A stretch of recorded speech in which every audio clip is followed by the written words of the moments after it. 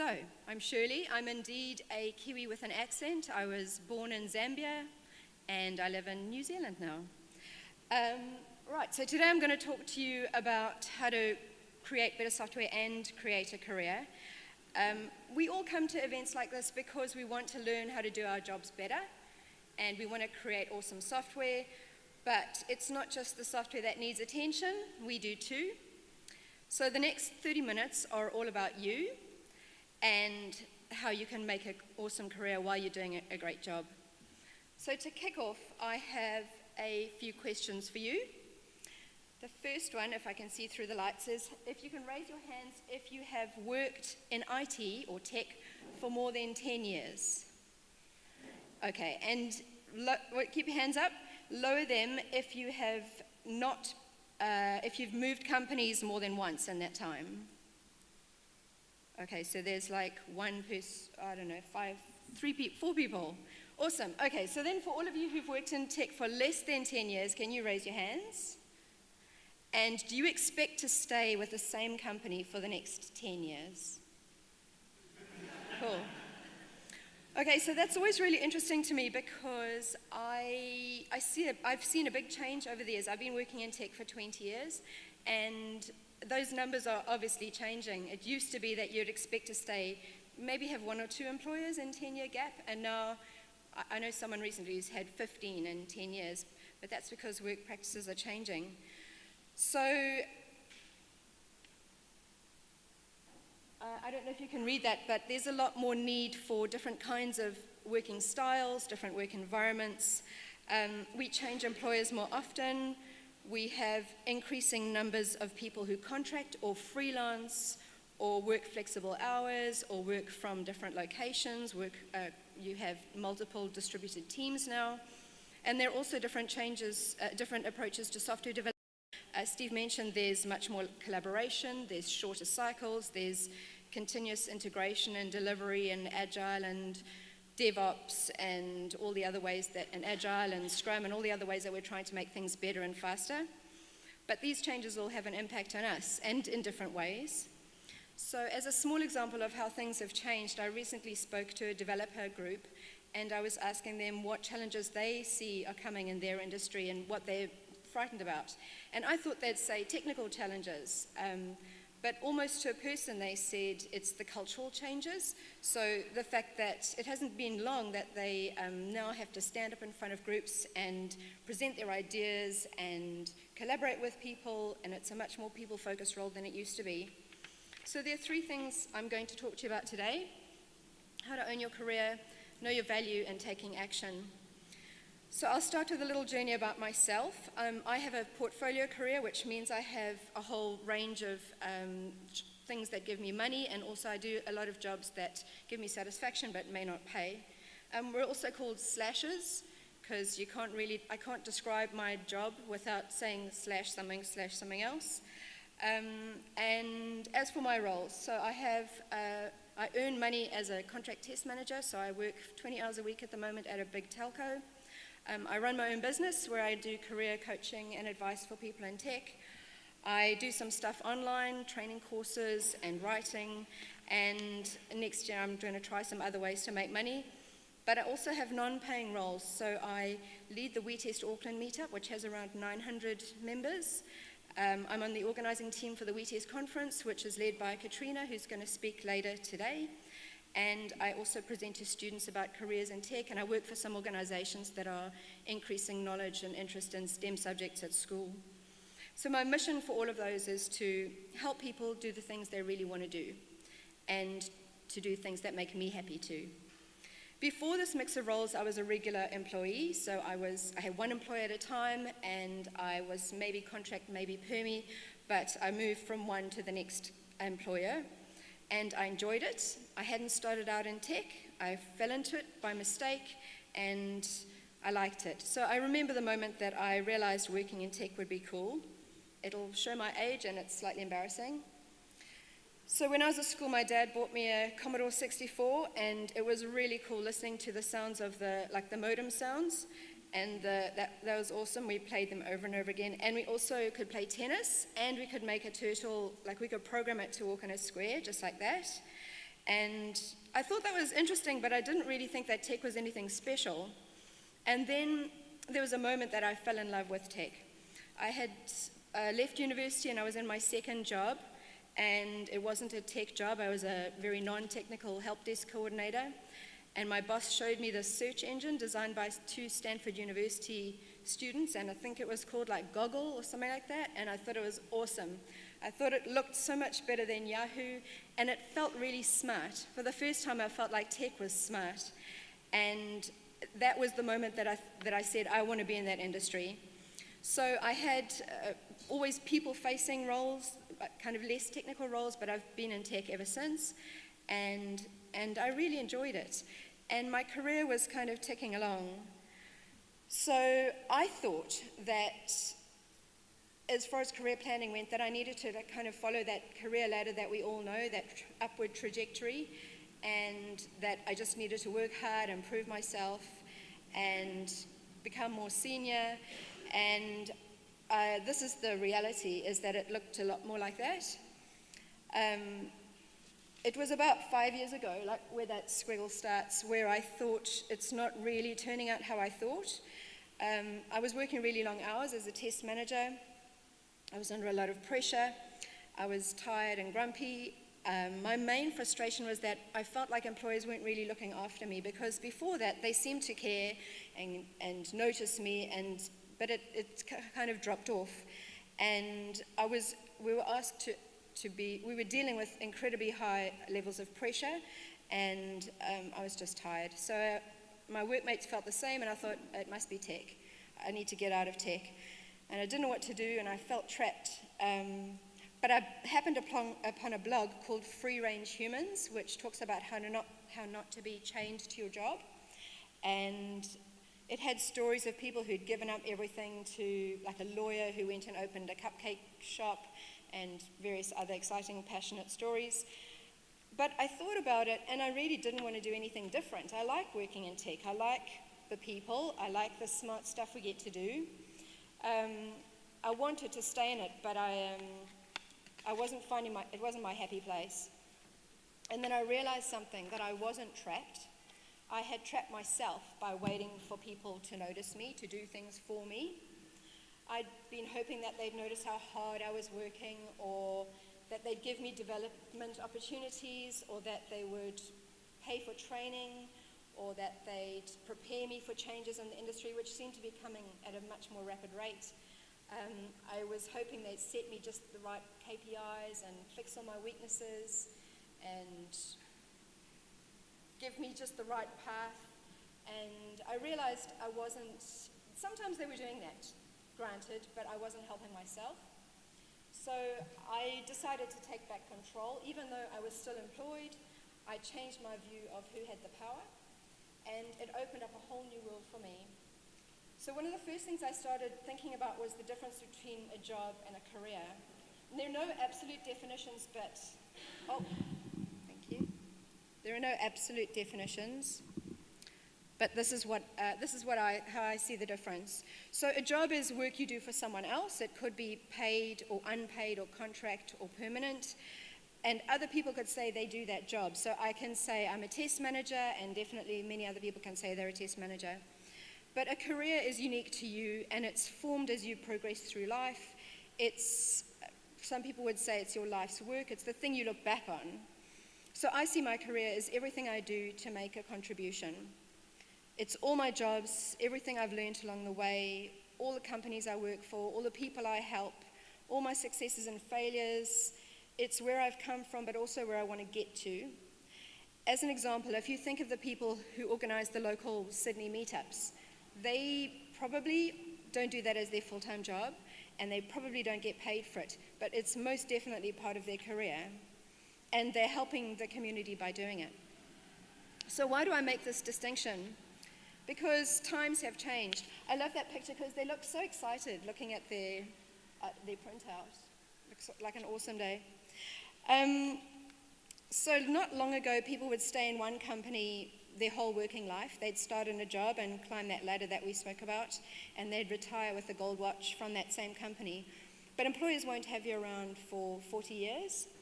It's predicted that the generation to come will have 24 different jobs in one lifetime, and most of us here today will have over a dozen employers. So today's companies focus on how you do your job while you're with them. They might give you training or opportunities or support, but they generally aren't looking at your career from that longer-term perspective. And it's not necessarily because they don't want to, but work environment has changed so much that it's hard for them to. You may have already sensed this change and be doing things about it. Let's just do that. But let me start again. Yeah, so you may have already sensed it, but I work with a lot of grads and they still think it's the ladder. So it's interesting to me because I would imagine that coming out of universities now, they'd be preparing people for this new way of working, but it doesn't seem like they are really. So now we need to do it for ourselves. And alongside this, technology, of course, is impacting every aspect of how we work and live. We have much more frequent change and much less certainty. We don't know for sure what opportunities will exist in 5 years, never mind 20. So if you think about it, just 5 years ago, there was no Udacity, which is an online training company. There was no Tinder, which isn't an online training company. And they're both billion-dollar companies in 5 years. In New Zealand, just one small example is a company called PushPay, which enables mobile payments to churches and charities. And they've only been going, I think it's just over 5 years. And they're a big success story. They're growing very rapidly, and they're a cool company. So think about the change in team structures that you've seen for yourselves. We've moved from silos to more cross-functional teams. We're moving to agile and continuous integration and BDD and all these other ways that involve close collaboration. And there's that classic interview question, where do you want to be in 5 years? It should go, because how on earth do we know what we're going to have available in 5 years? So I think that instead of trying to predict what you want to be, you could ask yourself, how do I stay valuable for whatever's around in 5 years' time? So how do you adapt to these changes? Instead of waiting for things to happen, you could imagine that you are your own CEO. You could take an active role in being prepared, in growing your skills and knowing your value. And to start this process, I would say you should start with what success looks like for you. So your vision of success would look different than other people's, and it depends a lot on the life stage you're at. If you're just starting out, it's very different what you want and need than maybe if you've been working for 20 years. Or if you want to buy a house, if you need more money, there's lots of things that impact on what you need from your work. And success, I don't mean what you earn and how powerful you are. I mean, are you happy with your life? So work is just one part of your life. It's very important, but it's only a small part of your life. There's other things to think of. If you're thinking of what success looks like, then I would say think of things like, do you want certainty or flexibility or money or expertise, or do you want more time for family or health or hobbies? And also think of if what you want now has changed from maybe 5 years ago when you got into whatever you're doing or whatever led you to where you are now. Taking control of your career doesn't mean more stress and longer hours. It means putting in place more options for yourself. And you don't need to feel like you're drifting or frustrated or that you aren't getting where you want to go because now you're in control. So I've spoken about owning your career, and I've spoken about understanding how you're valuable. But it's not just, I'm going to speak about how you're valuable. So I see a lot of CVs that list tasks under their roles that show it's obvious that they're a business analyst or they're a developer. But lots of other people could also say that same thing. So you need to figure out what makes you special, what makes you valuable. So you can think of things like, what are you proud of, or what are your achievements? What do people absolutely rely on you to do? Why do people want to work with you? Knowing how you're valuable is useful on your CV and LinkedIn and in interviews, but it's also really useful when you want to ask for something, when you need it as leverage. So you might want to ask your company to give you a chance to try something new, or you might want to apply for a job that may be just outside of what you think you can do. Or you might want to negotiate different working conditions. So knowing how you're valuable is leverage for that. If you want to think of how you're valuable, spend a little time reflecting on your career so far. The jobs, the stuff you do outside of work is often really interesting for that. And make a note of the things that stand out. And ask for feedback from people you work with, or people you used to work with, or your family and friends. And just get together a list of your skills and talents and what you offer. And then think next about how you're going to stay valuable. So take a quick moment to think to yourself, if I offered you an opportunity to upskill yourself in any way, what would you think of? Many people, when I ask that, mention technical skills, or what I call job skills or role skills. So a tester often will say they want to learn automation. But people don't often think of all the other skills that make you valuable. So we can call them soft skills. There isn't really a good word for them. They may be career skills or employability skills. But it's the things that I include under the banner of soft skills, like attitudes and habits and techniques and social skills. And they wrap around your technical skills to make you valuable. And the best thing about those skills is they're transferable. So they are definitely going to help you to be valuable in 5 years for that interview question. So here's a whole bunch of ideas that I drew up for myself. I'm fully aware I'm in a room of people who like to get things right, so you're probably judging like, is that really a skill, and does it go in that category? But I want to emphasize I made that list for myself, and I use it as a tool to reflect on. So perhaps to reflect on areas I really am lacking, or things that I want to learn next, or things I want to do that are going to help me with my job. I group them into 3 areas: individual, things that relate to me as an individual, then things that relate to working with others in the community. And I do that because the ones in the second 2 areas are actually the most valuable.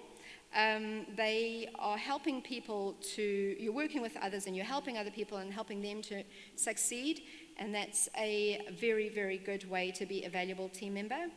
So you can make your own list of skills. You can get ideas from people you admire, or from looking at job ads, or from noticing what doesn't work for other people. So for example, here's a job ad for an automation test analyst. You'll see that the technical skills take pride of place with the bullet points. But if you look at the ad a little closer, it mentions the soft skills. Often there are things around the culture of the company or what they expect from you, and all of those skills are transferable. They're not unique to that job. Some people say that soft skills are the hardest skills, and I think that is true, but you've learned lots of hard things already to get to where you're at, and you can definitely learn soft skills. You just have to start somewhere, practice, improve yourself, and you'll become more comfortable with them. So now you own your career, you know your value, and you have some idea of what you want to develop. The next thing is to take action. I was at an entrepreneur conference recently, and the speaker said that ideas are shit. And I agree, you need to take action. If you want things to change, you need to take action. So, what you don't need. A lot of people think that for things to be effective, you need to make a big change, or you need to make a detailed plan, or you need to line it up perfectly. I call it when I. So I will start blogging when I learn how to write properly and make sure I can think of something people want to read. Or I'll tell my manager I want that job when I tick all the boxes. But there's much smaller and more in control and possibly less risky steps you can take regardless of your situation. So whatever your goal, the trick is to take action, but to figure out the smallest next step you can take to keep you moving. Another tip I have is to not treat your career like a waterfall project. So with big go lives and long gaps and lots of planning and increasing pressure, you can take a lean approach to your career. Just do the smallest next step that gets you closer to what you want or further from what you don't want. And if it doesn't work, you haven't wasted a bunch of time. You could even, there's a cool blog on how to use Trello to manage your life. You can use Trello to manage your career too. So you make a skills backlog, commit to a next step, set some deadlines, adapt and reflect. And if you want a tip on where to start, I'll give you what I often tell my clients I ask them things like, what are they avoiding doing at work? What are the things they really don't want to do? And if they list the things and then they say something like, because I'll fail, or because I'll be embarrassed, or because I look stupid, then that's the thing that I think that they should start with.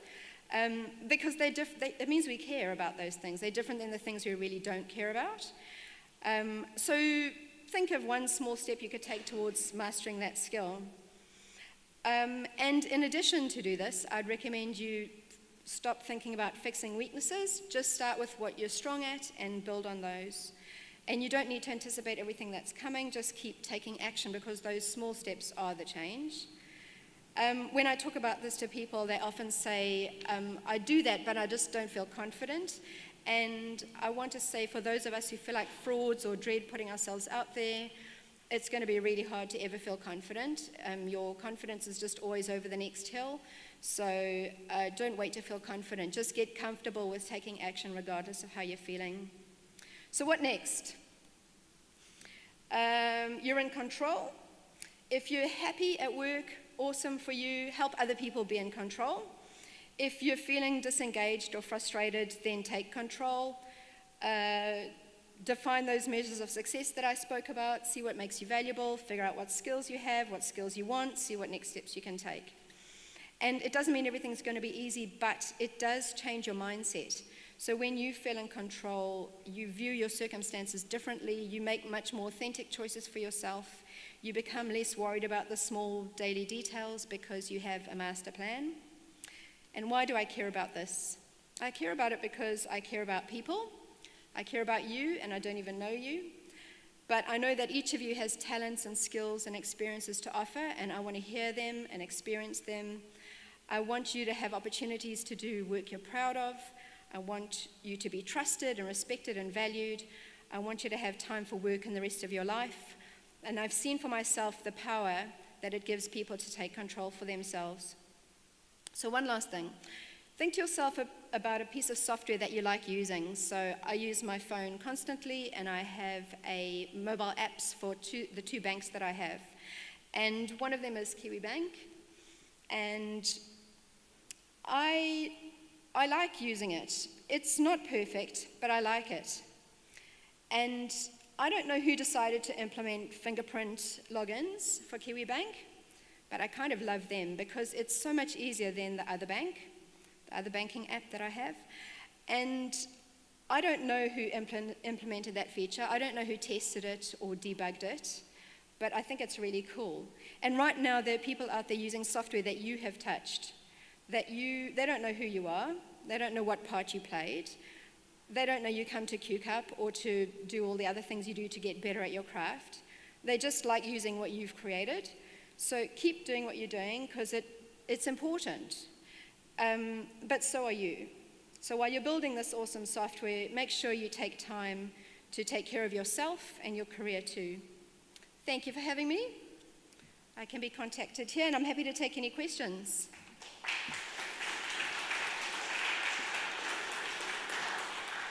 Anyone with any questions? I've got the mic here. Anyone? All good.